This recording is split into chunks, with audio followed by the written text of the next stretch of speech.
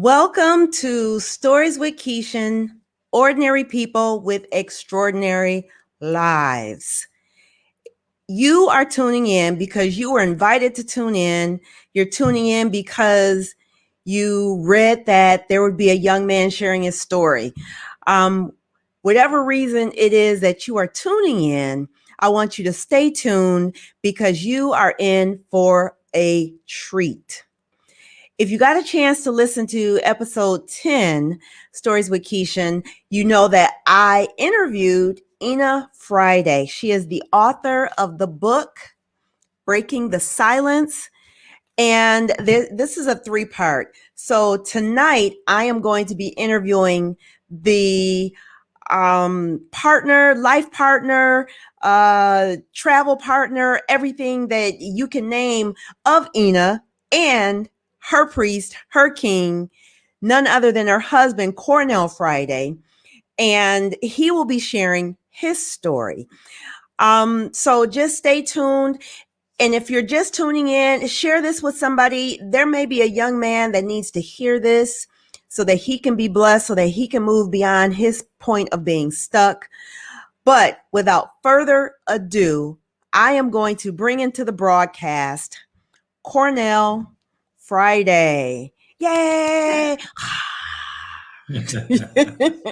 you know how the big crowds do. So welcome to Stories with Kishen. Cornell, how are you this evening? Wonderful. Absolutely. Wonderful. Good. So what we shared before we actually went live is we were talking about just the forward of this book, Breaking the Silence. And although I interviewed with Ina on Tuesday, you're part of this book too. So you have, I guess, some authorship to contribute as well because you wrote the forward. Yes. And before we get into this, because I already got my Post-its. Right. What can you tell us, or what? You know what? Nope. I'm going to read the forward because I think this will just be a carryover from when we met. Okay. When I interviewed with Ina. So I'm looking for my magnifiers. That's what I'll call them. My magnifiers help me to see now that I'm a little bit more mature and wise in my young age. Yes. So this is what it says. And I have this highlighted. After boarding the bus, I noticed that all but 2 seats were occupied. Ina was kind enough to scoot over and allow me to sit down. She had headphones on and was reading a book. Then I dropped down to, the book was The Lady, Her Love, and Her Lord by Bishop T.D. Jakes. So this is the beginning of how you and Ina connected to where you are today and all that God has blessed you with. So let's talk a little bit about that encounter that you and Ina had for the first time, and then we'll go back and talk a little bit about what happened with you growing up. So do you remember that day? I remember it like it was yesterday. Yes. So let's talk about that day because it was early in the morning. Yes. How early was it? Maybe 4:30, 5 o'clock. Yeah, somewhere in there. It was over. Still dark. Yeah. So yes, it's 4:30 in the morning. Yes. And you get on this, was it the bus? Yes, it was the bus. Raining cats and dogs. Yeah, I had to stand at the bus stop and deal with the public transportation at the moment. So talk about that. What happened that morning? You woke up, and just walk us through that day until you got on the bus and what your thoughts were. I was staying at a hotel with my youngest son. At the time, we had just moved to Atlanta. We were homeless. I had a job. I was only working like 2 days a week. It was the first job that I was able to get in Atlanta. I had been here probably for about a month or maybe a month and a half before I got it. And it was only for 2 days out the week. But my son at the time, I believe he was 10, maybe 11 years old. So that morning, I got up and I prepped him for the day because I had to leave to work. So his responsibility was to be up and ready for school. And he had his own set of responsibilities. But I got up that morning, I prepped him up and got him together and got myself together and walked in the rain to the bus stop. Yeah. So how far a walk was it? It was maybe about a block and a half, maybe about a block Okay. and a half. Yes. So not too Yes. far. Now, you said you were prepping your son for school. So he was enrolled in school. Yes, I got him enrolled in school, and it was a beginning. We had to make a beginning, so that was his responsibility. That was his job, his work. That's what he needed to do. So he would get up and from the hotel and leave to go to school. Yes. Wow. Yes. At 10 years old.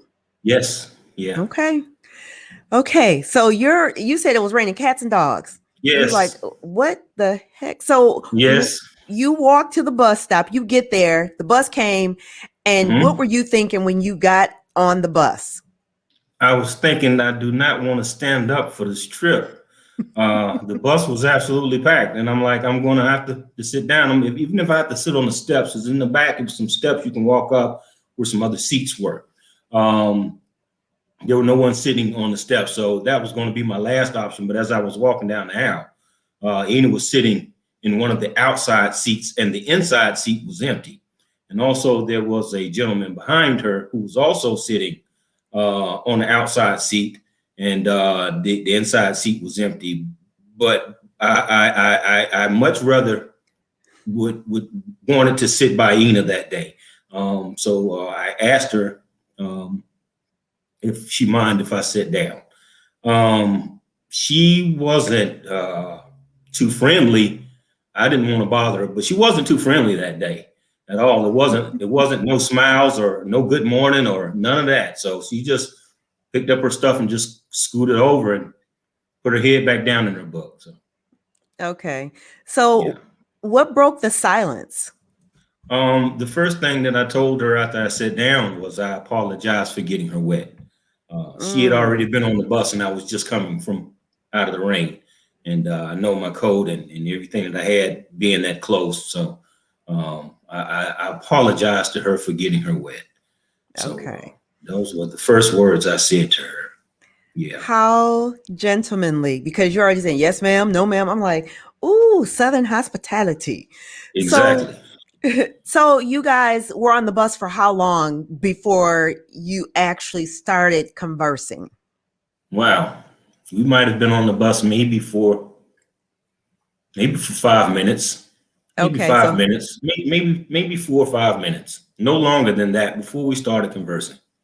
So who broke the silence? I believe I broke the silence. I believe I broke the silence. I believe I did. But, So how did that go? What was that like? Because you knew you were gonna. How long was that bus ride? That bus ride was approximately maybe 25, 30 minutes. Oh, wow. So that's a long, but you didn't know if she was going to be on the bus for your entire ride. No, I didn't. Okay. So how did it go? You were like, okay, I'm just going to start talking. What was that like? It was natural. It was authentic. It wasn't, any funny business or anything like that. We just literally sincerely had a nice conversation. And she was explaining to me how she had an attitude for a few days about something that had happened or whatnot, whatever. And I was explaining to her, I've had an attitude too for a little while. And the conclusion of it was we choose to feel how we want to feel. We put ourselves in places that we desire to be. And anytime we want to come out of this place or anytime we want to feel different, then that's what we'll do.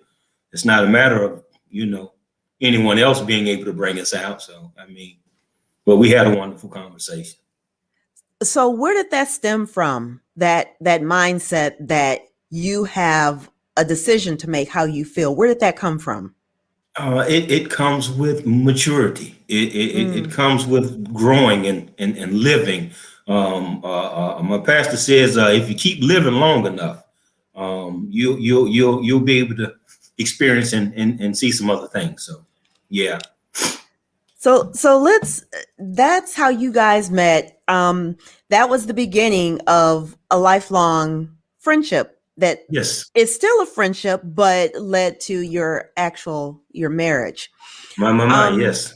you said, "Oh my, Johnny Gill." Okay, so Yes. let's go back in time and talk about your childhood. What was that Okay. like growing up? I had a wonderful childhood. No responsibilities, lots of love. I was raised by all women. I had some men in my life, but the majority of the bringing up came from women in my life. I was blessed enough to have both of my grandmothers at the time.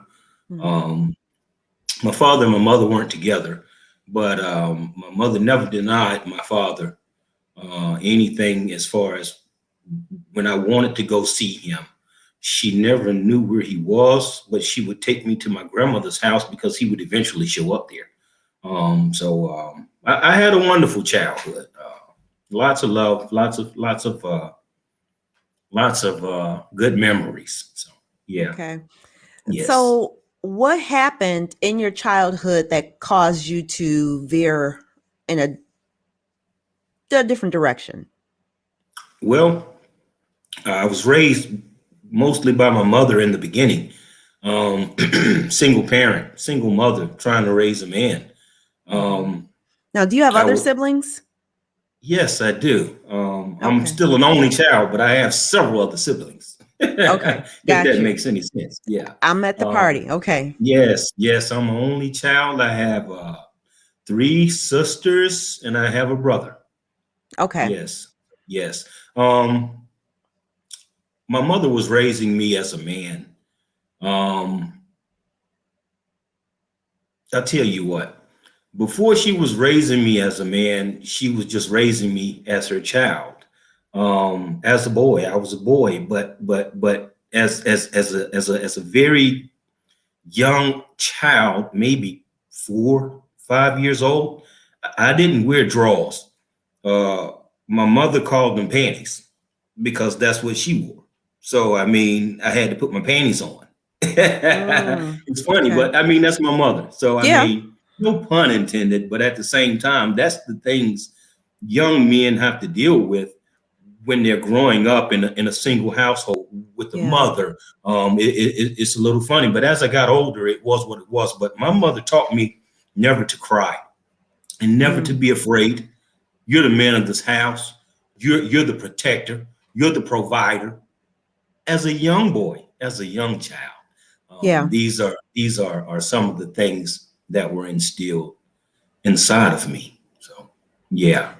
So, how did you feel at that age? Because I've heard of other young young boys who have to assume a role as the man of the house Yes, and they're not equipped to do that. I wasn't equipped, but with her help and with her discipline, um, it made me feel like I was. Okay. Okay. Going back, looking back at it, I was still a child, but back then it was. I've always had a problem with authority because you're not my mother. That's the way that. Yeah, Ah, yes, it's funny. If you're not my mother, you can't talk to me a certain way or whatever it is. But that's what it was like. I had one person that I listened to that I followed instructions and it was with a hard hand that she dealt because you're going to do whatever it is that needs to get done. So yeah.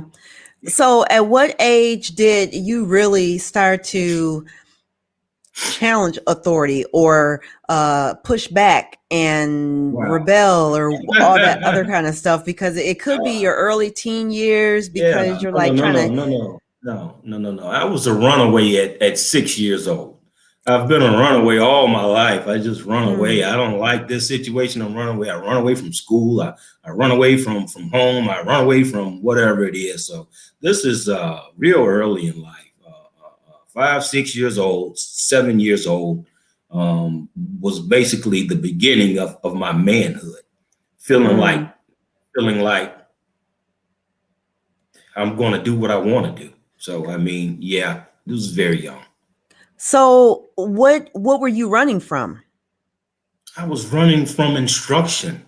I was running from responsibility. I was running from you yelling at me. I'm running from you beating me. I'm running from whatever the case might have been that I didn't feel like dealing with.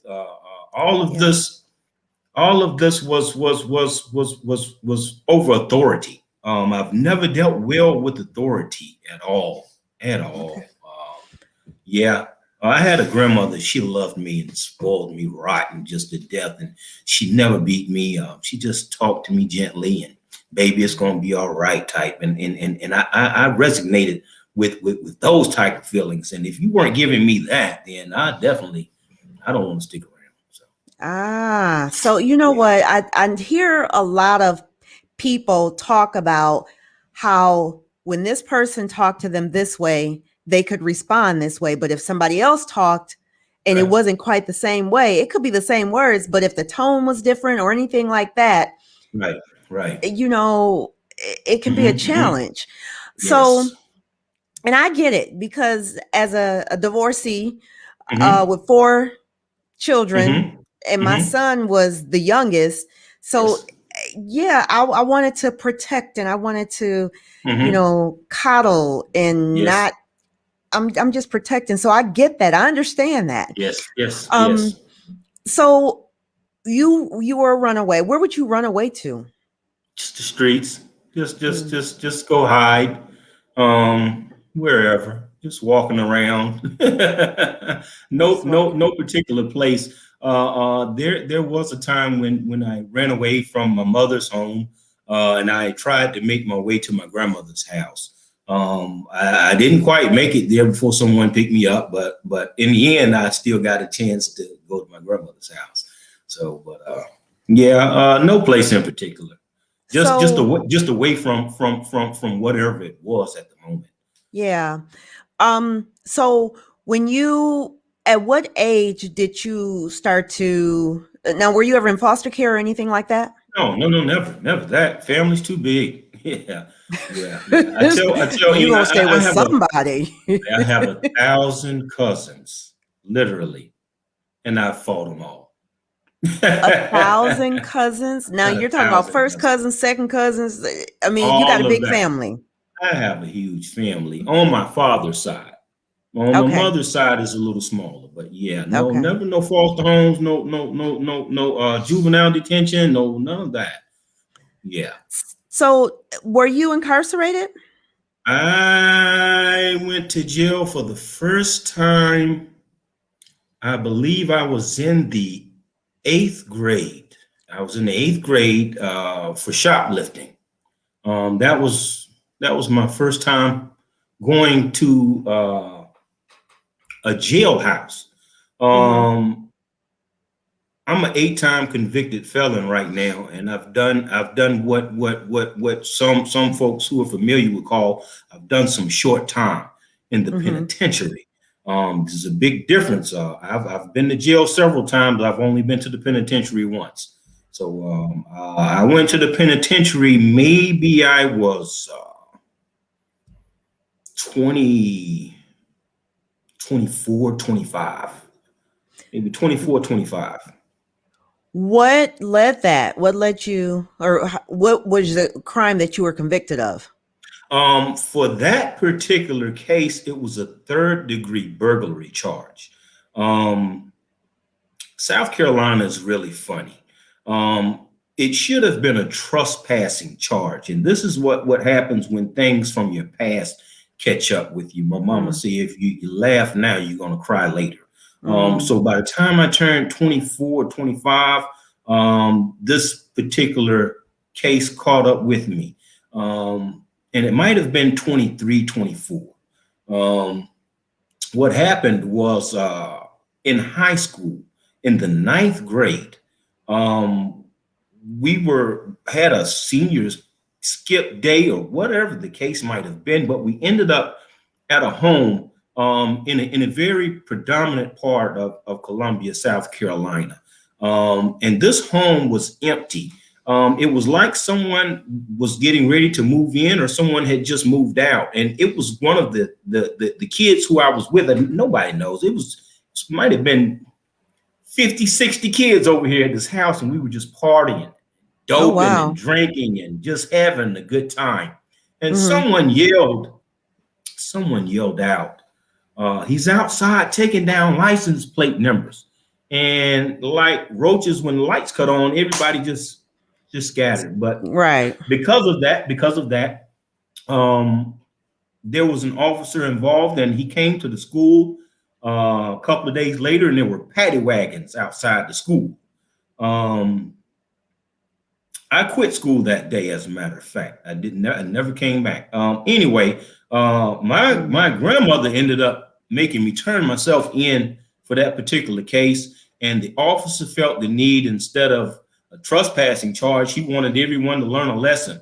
So the lesson was, I'm going to charge you with a third-degree burglary, and we're going to put you through a PTI program, and you're going to have a prison tour, and you're going to do all of this stuff here, and then they'll take it off your record.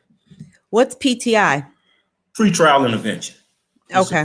Pre-trial intervention. It's something put in place. I think every state has one, but you go through these things so that you can have an opportunity to have a peek on the other side of the penal life, without necessarily being incarcerated, and it would have came off my record, and everything would have been okay. But the way that things work and operate in South Carolina, I was a minor at the time of the incident, but because it took so long to get through the courts, I was an adult by then. And they charged me such as an adult. But that wasn't the problem. I didn't have to go to the penitentiary, but because of excuses and because of the lifestyle that I was living, the pretrial intervention turned into a probation, which turned into a parole. And I've acquired a few other charges along the way in that time, and also after that time. But initially, I was missing the classes. I wasn't paying the money that I needed to. I wasn't doing the things. You have to pay money? You got to pay that money. Yeah, it's all about the money in the first place. But see, the thing about it was, I was on my own. When did you move out? I left home when I was 16. And all of those other kids that I was with out there, all of those kids were still at home with their parents. So their parents, of course, made sure, oh, you're going to get here and you're going to do this and you're going to do that. But at 17, 18, I don't have a ride down there, or I can't make it over here, or I'm not doing this, or I don't have anybody to do whatever. So it put me in a different position. So I ended up on probation, and I was smoking marijuana and doing all kind of crazy things. And I would go and get drug tested, and every month I would be dirty. And it finally ended up taking me in front of the judge, and they locked me up. Violation of probation. I came out on parole. I was on parole probably for the next 4 years, 4 years. The charge carried from 5 to 15 years. But I went through a program, and I was able to be okay, and but not whatever. So I mean, yeah, but that was the beginning. That is, I mean, I see how things can be stacked up against young people. Yes, yes, Jesus. Specifically people, young men of color. Yes. And as you're sharing the story, I'm like, what? Yes. It's just almost unfathomable, but clearly it's your story because you're here to tell the story. Oh, yeah. That's just one story. Yes. You know what? But that's still powerful because that's where you were. Yes. And that's not where you are now. No, So no, not at all. how long were you locked up? Might have spent about 6 months in total, incarcerated. Okay, and so Half this of a was in the year. prison system. Yes, it was. Okay. So you get out and then what? Because you're still in South Carolina, or did they Yes, move my you, or how mind. did that go? No, I was still in South Carolina. As a matter of fact, I was like right up the street from where I lived. But yeah, when I got out, my ex-wife now, but my So wife at you the were time, married. yes, I was married, Okay. 3 kids, whatnot, whatever. I mean, yeah, I was. When my wife at the time picked me up from the penitentiary, she had a big bag of weed and a bottle of Hennessy and some chocolate and some other things, and I picked up right where I left off that day. It was Y'all just about to like, celebrate. yeah, yes, yes. And my mother never really forgave her for that, because during those 6 months I was gone, I remember writing my mom a letter and telling her, I was really upset at that judge, but I'm so happy now. I've had some time to clear my mind, to think, to get healthy, Yeah. to be on a schedule, to just open up my eyes and realize some things. It was a maturity level that I reached in here, especially with God. I've never been so close to God before in my life, but when I went to that penitentiary, it was definitely something different. It was a different experience when you're alone. So yeah. So yeah, but So what I happened picked up. in the Yeah. penitentiary? Now you say you were alone and you start talking to God, because Oh yeah. what Prayed else do every you night, and do? So I let's talk about that a little bit. yeah. So because you hadn't mentioned it before, Mhm. did you grow up in the church? Were you exposed No. to going to so what made you in that moment say, okay, Lord, Oh my. what's up? I've always known God. I wasn't necessarily raised in the church. My mother was a powerful a woman of God. Um, it's inherited. I inherited it. It is, he's there. I know he's there. It is what it is. But growing up, we went to church on Easter and New Year's, and maybe catch a Sunday here. But I never wanted to go in the first place. But yeah, yeah. But we were always a praying family. Yeah. It was what it was. But I could never in my childhood remember being a member of any particular one church. So I mean, Yeah. yeah, but I've always known God. So, but when I got to the penitentiary, it was just elevated and escalated a little bit more with our relationship. Yeah. Because to know God is to have a relationship with Him, and when you're Mhm. not communicating with Him and you're not talking with Him, then that's your relationship. And you might thank Him every now and then, or whatever. But to have conversations, to pray and to talk and whatnot, whatever, is definitely a maturity thing that I guess everybody reaches at some point in time. So But yeah, that's good though, because you said if yeah, you're not communicating with him, you're not talking to him, then how can you Mhm. really have a relationship with him? That's But right. that's Yes, when it started for you. So you're in the yes, penitentiary, yes, you're talking to God, you get out and it's like, hey, got some Henny, got some yes. weed, we about to Exactly. I'm get back. lit. I'm back. Yes, yes.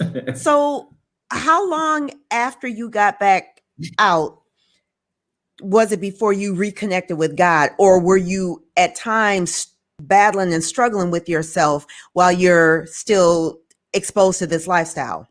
I had always been battling in my mind, Mm, um, talking with God on my own, um, dealing with things on my own, even though I was married at the time and in a relationship. it always seemed to be that I was over here when she was over there, and when she got here, then I was over there. I'm not a saint. I'm not a perfect guy. I'm not, Who is? whatever. Yeah, exactly. So, but at that time, we were never on the same page at the same time with pretty much anything. Um, and we attended church through her family. They went to a white Baptist church. It was a big church. It wasn't a mega church, but it was a huge church. It was a lot of people in here. And I didn't know anybody, but everybody knew me. I believe it was because it's easy to tell. I stand out. Right. But I also grew there. I grew in there. Not. I had a relationship with God. I mean, we get it how we can. But Amen. yeah, after the penitentiary, yeah, I continued to have a relationship with God, but not as close as it was when I was in there. So he's definitely brought me to some places. Okay. Now, and I don't know if I read it in the book or through conversation. Uh-huh. At what point was there a point when you were abused as a child? Yes, I was abused at a very, very young age. You got to understand, abuse is abuse, and then you talk about molestation. Then you talk about sodomy. It's a few other things. Rape, molestation, and sodomy.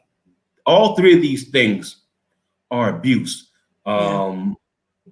I wasn't raped and I wasn't sodomized, but I was molested by a family member, my uncle. And it happened at such a early age. I could remember being in the bathtub with him as a boy. How Because old were you?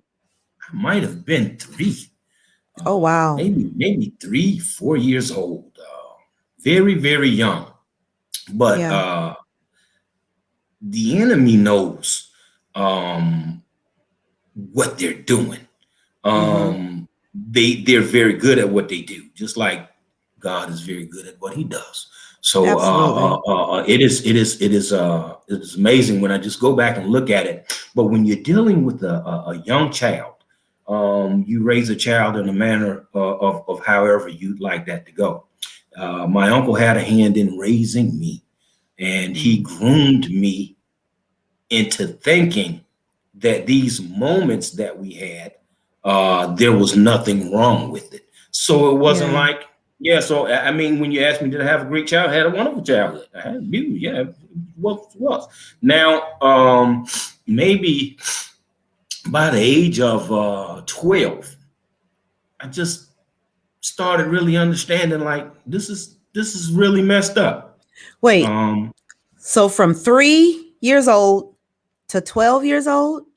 No, not necessarily from 3 to 12. I want to say maybe about 6 or 7 years old, maybe 8, maybe 9, but still in a mentality that hasn't blossomed yet. Yeah. I was still under the influence. Might as well say it was under the influence. But like I said, you raise a child in a manner. These are learned behaviors. How about that? Absolutely. So I saw a young man on a treadmill. He was about 3 or 4 years old. This young man was on this treadmill and he was tearing that treadmill up. And I'm looking at him in amazement, and I can't believe this. And after he got off that treadmill, he just went and played, and he whatnot, wasn't tired at all, because tired is a learned behavior. If you look at a dog will never get tired. They don't know what tired is. They'll just keep running and they'll keep running and they'll keep running. But when you learn certain stuff and the way that you're groomed, you would believe, or you would think, or you would go through life the way that you were brought up. It's like you can't get around it. But at the age of 12, maybe it was eye opening. It was like I'm coming into maturity now. I like girls. I'm feeling myself. I'm smelling myself. I told you I left home when I was 16. So my mother always raised me to be a man. So I already felt like I was grown. Just a lot, but yeah. My uncle did some horrible things to me. Just, I mean, as a child, it's unbelievable. Now it really did not come to fruition, and I was never really angry at him until my grandmother passed away. I don't know what really happened, but a lot went on in my mind, and I became terribly, terribly angry. How old were you at that time when your grandma passed away? My grandmother just passed away. My grandmother passed away maybe 3 years ago, 2 years ago. Okay, because I want to 2016, 17. Yeah. So, and my condolences, because clearly Yes. you had a great relationship with your Jesus, grandma. I did. Yes. But now that you share that this began to happen to you at 3, Yes. I wonder, was the rebellion being manifested by you running away because of those encounters? No. And I don't know. No. No. That it's just in my nature. It's just, I've just always You been said, that way. no, I just wanted to run away. No, it wasn't. Like I said, it wasn't a rebellion. Let me tell you why I've done a lot of the things that I've done in my life. It goes back to me telling you, my mother raised me to never be afraid, to never be scared, to never cry. So a lot of the things I did because I wanted to, but first and foremost, I wasn't afraid to do them. When I want to smoke some crack, I want to try this, I'm not scared. It's a lot of people out there scared. I'm not trying to crack. I'm not doing it. I wasn't scared. It's nothing. It's something else to do. But when the addiction hits, now it's like, what have I done? so when did I'm that robbing happen to somebody, you? or yes, Jesus, yes. Before I moved to Atlanta, I had an addiction to crack cocaine and heroin, marijuana, powder cocaine, ecstasy. I was just, you name it. You name it. I was gone. I was going really far. So far, I ran away. I ran away to Atlanta. So how old were you when you ran away to Atlanta? I'm 44 now. Came here in 2010. So 34, 34, 34, So 35. at what point did you get delivered from that? Or did you realize, you know what, this, I can't, this is just too much. It's controlling me instead of me controlling it. Did you have that moment? I've had the moment several times. I had been telling my son, my youngest son, for a while, I'm sick, son. I'm sick, because he would see me. He would see me in these places in my life at home, because everything is done at home. So when I'm in the bathroom for 2 hours and I come out here and I'm looking crazy, my son sees this. I'm taking him through some things, and it had gotten to be ridiculous. But I was very convicted, very hurt. When you're doing things that you know you don't have no business doing, and it's making you feel good at the time, when all of that stuff comes out and everything is over, it's a depression and a slump and just a mental place that your mind goes to just tell you ain't nothing. It's funny. I battled with it for years and years. I battled with it for years. Like I said, my son was 10 years old when we came here. I stole him and we ran away. We went to get a loaf of bread, and we still getting a loaf of bread. I hate to see it like it didn't happen that way, but no, I get it. Yeah, I mean, I get it. Yes, because you're not the only one. Some other man has been addicted. Some other man Yes, didn't want yes, to, yeah, most wanted to run definitely. away from whatever. Definitely. So Yeah, don't think that, yeah. I you left know, everything. I left yeah, everything. I yeah. stopped and I left everything. I had, I've been coming to Atlanta off and on since the early 80s. I had an auntie Okay. and an uncle and my cousin were here. My cousin, we call ourselves brothers because we were kind of raised in the same home and whatnot, whatever. But he had been here pretty much all of his life. And I had been calling him for some time, for some years. Hey, brother, I'm coming, I'm coming, I'm coming. He would always say, come on, come on, come on. Mm-hmm. And one day I told him, hey, man, I'm coming. And he said, come on. And I showed up and he looked like, wow, you're You're here. I here. really wasn't expecting this, but yeah. And that was my day of deliverance from pretty much everything. Like I said, Mm. I still smoked marijuana when I got here, but that was to the extent and drank. I smoked marijuana and I drank, but nothing else. No pills. No cocaine, no crack, no heroin, no nothing. And I don't know anything about all of the new drugs, lean and Molly and all of those things. I'm so far. I'm so far Yeah. from where I used to be. I can't even turn around and see that far. Um, Amen. it's amazing. Amen. I, It's I amazing. I was looking around like, okay, I think I'm about to have to grab some tissue Oh because no. that's a no, seriously, Yeah, because for you to be sitting here sharing your story of it's all that amazing. you've gone through, Oh my from God. drug addiction to Yeah, sexual abuse as a child to incarceration to uh, running yeah. away, dropping out of school, and you're here to tell this story. You're not the Yes. only one, man. I'm telling you. Oh But yeah, I'm somebody sure I'm needs to not. hear it. Yes, Oh my yes, goodness. yeah, Okay. yeah.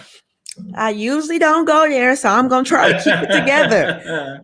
Yes. So, how long were you in Atlanta Mhm. before you and Ina connected? Okay. Because this is when the rubber meets the road. I came to Woo, Jesus. I came to Atlanta in August 2010. Mm-hmm. I met Ina November 2010. Oh, God was like, okay, Um, let me hurry up and get them together so we can hey, let me tell get you this something. going. I left home when I was 16. I told you I was raised by all women. Mm-hmm. So I left a woman and moved in with a woman. And I've been with a woman all my life.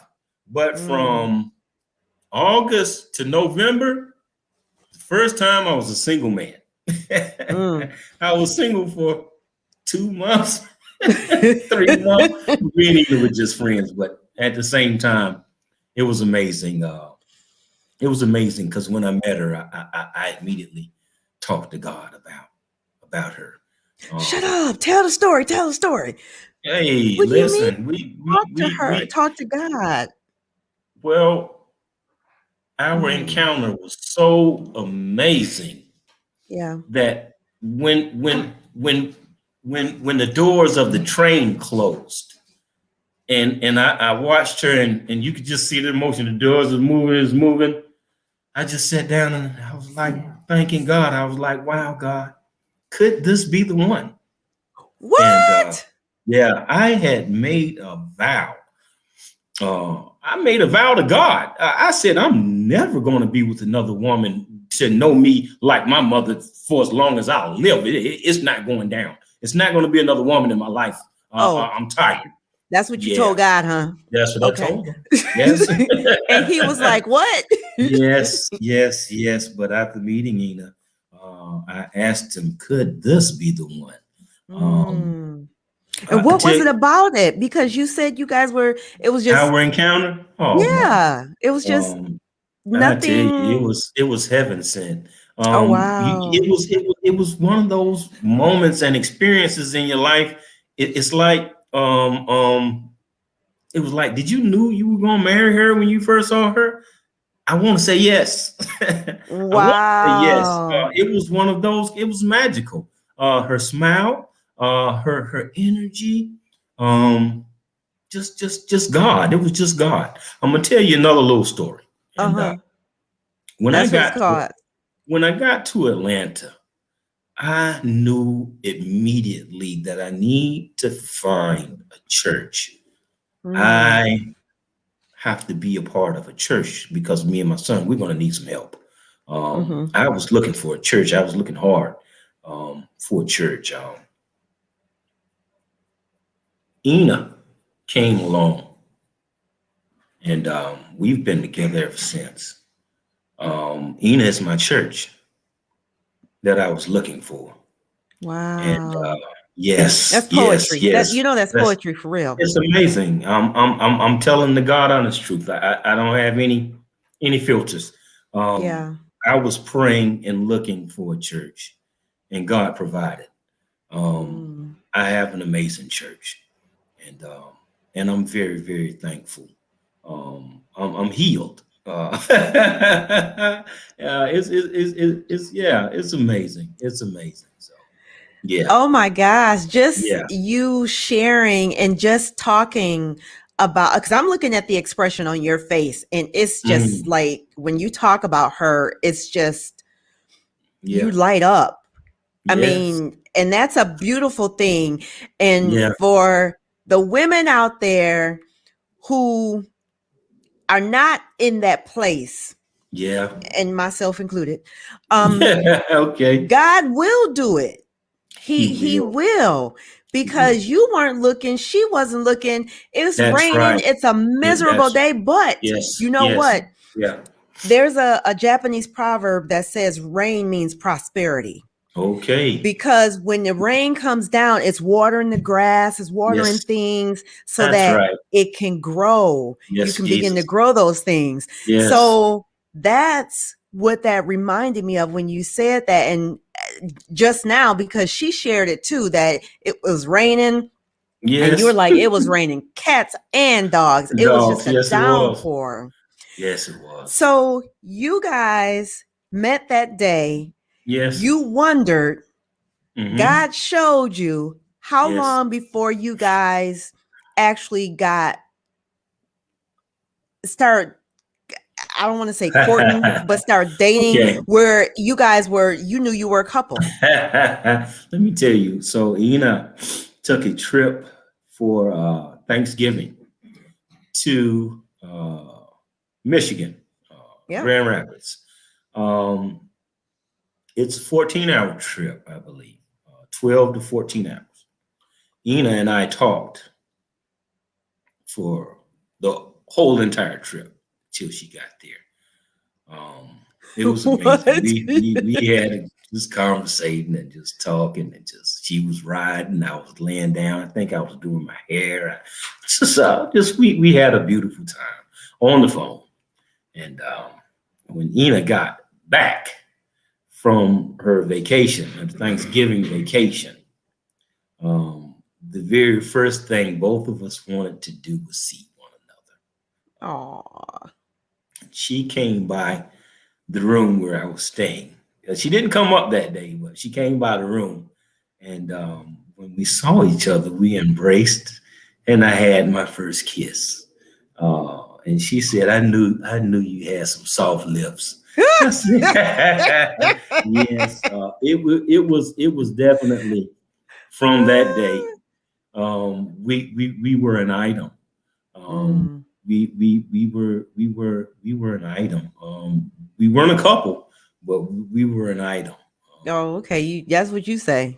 Exactly. Yeah. Oh my Exactly. goodness. Yeah. So I'm gonna pick back up where I left off with the book when you were uh writing the forward, Okay. because what you said, you sort of gave the it reminds me of Coming to America when the train doors close. Mhm.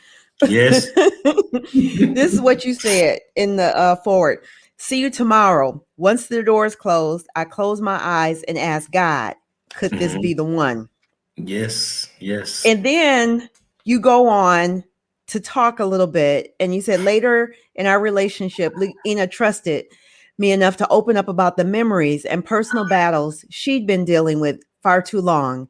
Some of those memories included being molested as a child. Wow. And then you said a flood of emotions hit you as you lay and listen. Yes. And then you also revealed that you had been a victim.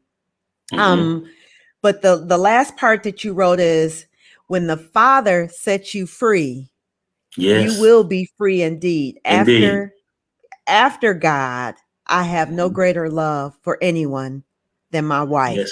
Yes, Jesus.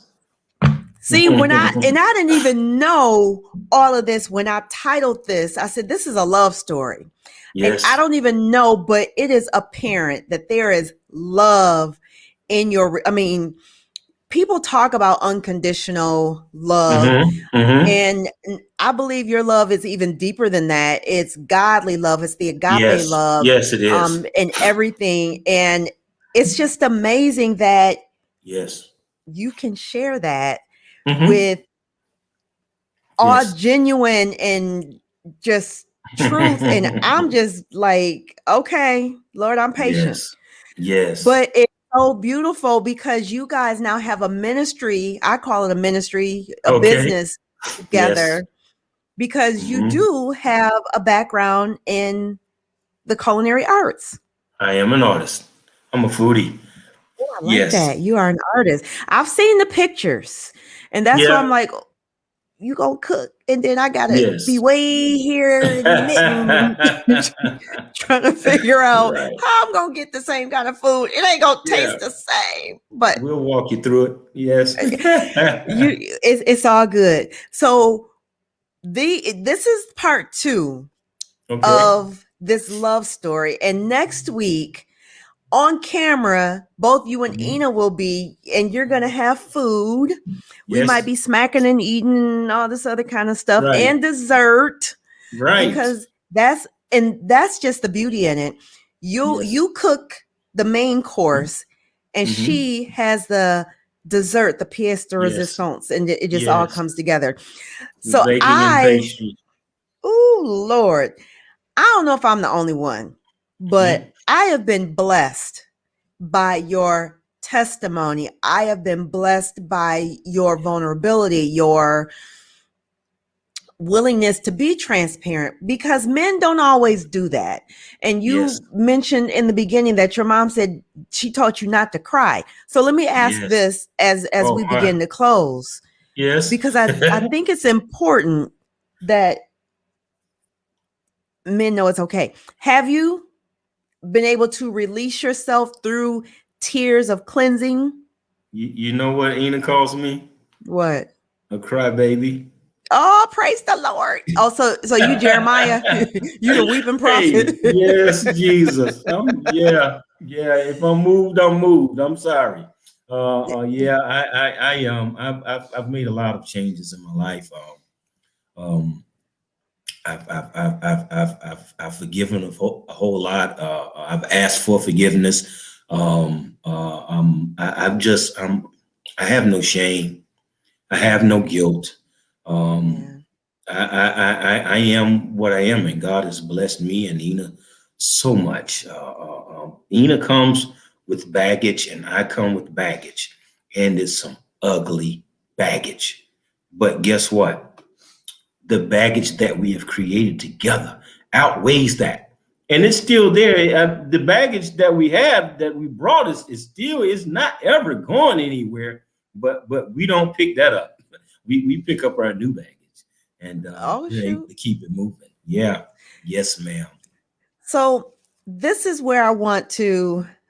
Usually, I'll go to the to see the comments, and I figured out how to look at comments.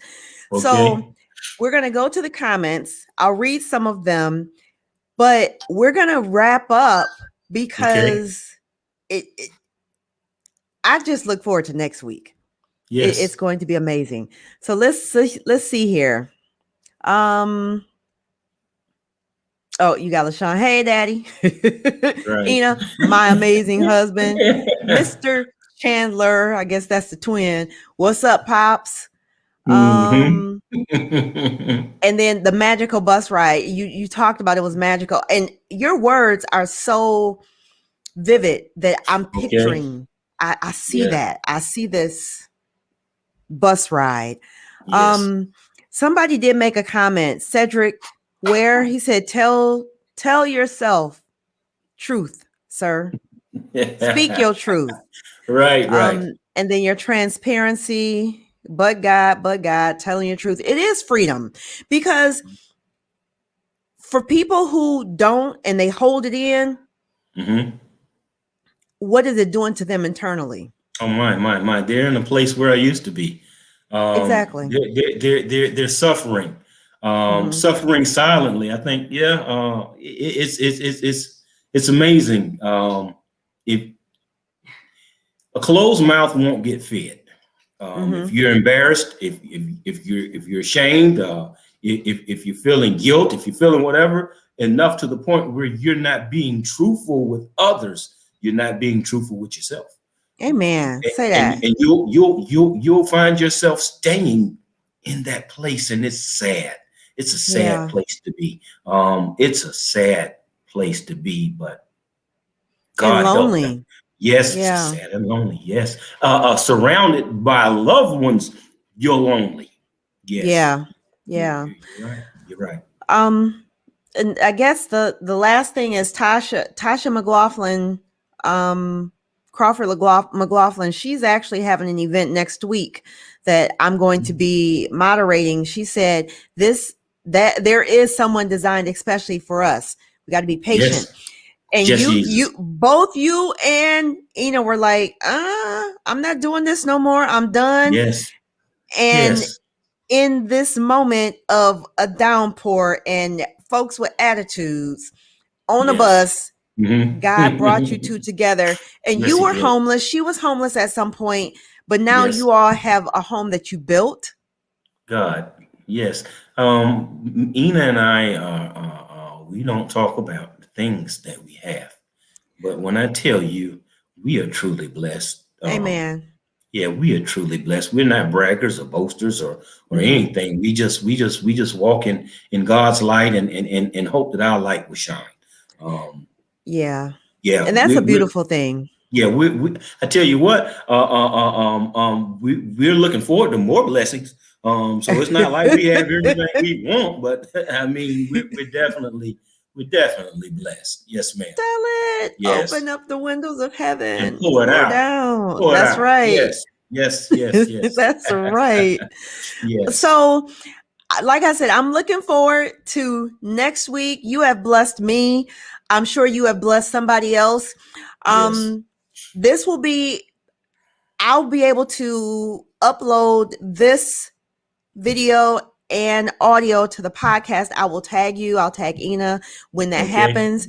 Don't hold me to a day or time, but it's going to be done. Okay.